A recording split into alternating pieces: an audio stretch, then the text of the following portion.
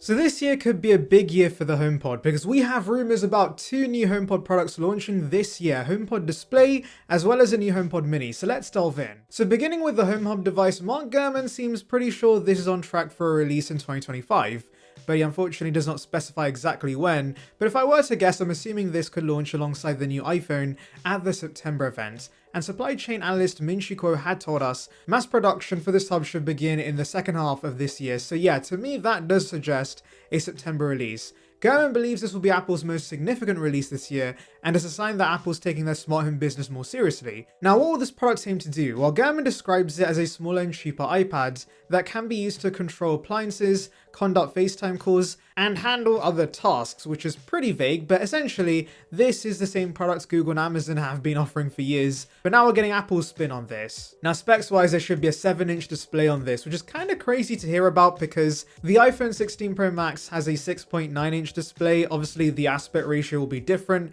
but I'm kind of surprised it's this small. Anyway, powering this will be the A18 chipset, which means this will undoubtedly get Apple Intelligence support. That's the big buzzword in Apple, and Apple's chucking it into every product, including this. But honestly, it makes sense for this to have AI because you want the smarter Siri to control your smart home products. Though knowing Siri, it's still probably going to be useless. But you know what would not be a useless thing to do? Clicking that subscribe button, of course. It's free and it'll bring you the latest about Apple right to subscription box, so please consider it. It would be appreciated. Join the Saranbyte gang now. Now you may be wondering, this all sounds very ordinary. What's so special about this? Google and Amazon have offered Home Hub devices for years, so what sets the Apple Home Hub apart? Well, it seems this will have a feature similar to Google's Pixel tablet that can be attached to a base with a speaker when you want to use it as a glorified Home Hub device, but then you can take it off the hub and use it as a tablet when needed. Here with Apple's home device, this can be attached to a base with speakers possibly built in, or can be mounted on a wall, which is pretty nice, especially if you mount it on your wall. You can basically use the hub as a home security system to monitor camera footage outside your house, or maybe control the temperature inside your house right off this. I will say though, I would actually rather have a base for the iPad that turns it into a Home Hub device, because this device will be pretty small and I'd rather the iPad serve 2 purposes than having to buy a specialized product to control my appliances.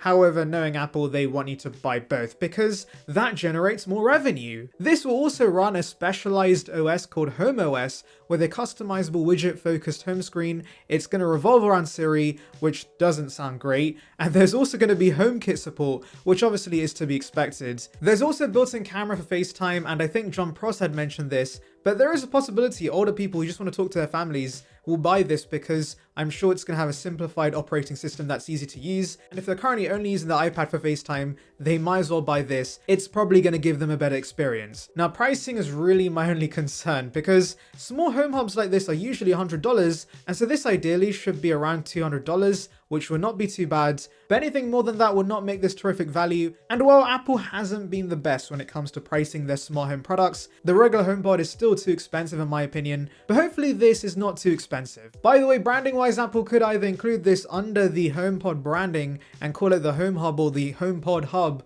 or alternatively this might be a separate product called Apple Home, for example. Marketing names are only finalized a few weeks before release, and ultimately it doesn't make a huge difference to the actual product, but yes, I'm sure nothing is set in stone right now. Of course, not everyone wants a really tiny iPad, so what's happening with the existing HomePod range? Well, the regular HomePod was updated in 2023, and there's been no rumors regarding any update, and to be honest, I don't know what they could do with it apart from updating the internals. Honestly, the biggest thing they should address is pricing, because I still think it's too expensive. Giving that price cut is a good enough update alone. But now let's talk about the most popular HomePod in the range, which is the cheapest model of course, because people obviously don't want to spend hundreds of dollars on a speaker, and so the HomePod Mini has been popular for years. Now there has been rumors we're getting a new model later this year, so what can we expect with this? Well, the main upgrade is going to be a new chipset. Currently the Mini has the S5 from the Apple Watch Series 5 and the first generation Watch SE, which is pretty old. Now, if we do see a late 2025 release, which is what Gurman does suggest, this could get the new S11 chipset that I'm assuming is going to debut with the Apple Watch Series 11. Although do remember the 2023 HomePod got the S7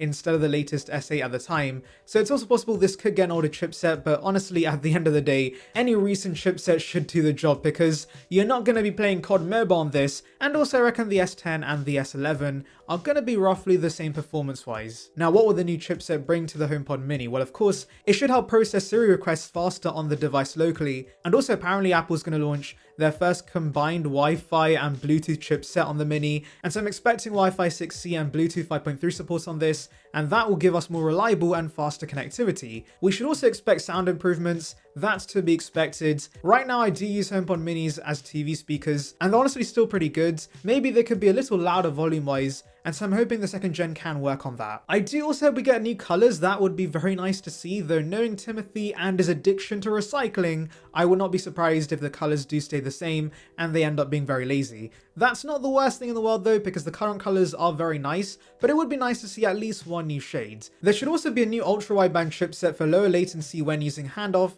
but at the end of the day guys, all that matters is that the price should stay the same. That's what made the original HomePod mini so popular in the first place, because not everybody wants a massive speaker that's $300 for no reason, or a display to control their smart products. They just need something that can play music and do some basic smart home functions, and so the HomePod mini will continue to be the bestseller if it stays at the same price. And considering the design won't change as far as I know, I do think they'll keep it at $99. Anyway, let me know your thoughts in the comments, make sure to like and subscribe for more content like this, and thank you for watching. So recently there's been conflicting rumors regarding the iPhone SE4 coming with a notch or dynamic island, but now credible display analyst Ross Young chimes in and tells us we should see, drumroll, a notch.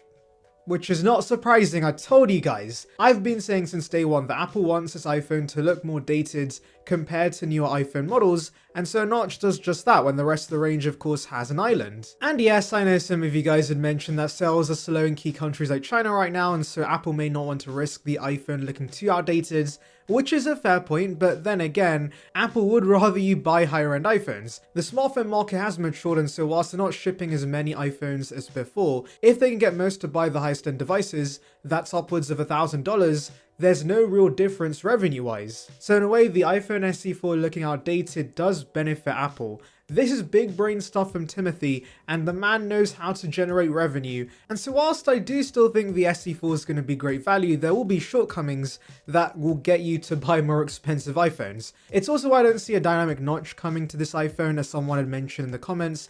I think again, Apple would rather leave those fancy animations as a premium feature to upsell people. Anyway, we have a video and pictures of quite detailed models of the SE4, which for one show us a notch, and on the back there will be one single camera that's going to be 48 megapixels, just like iPhone 16. The rails of the device should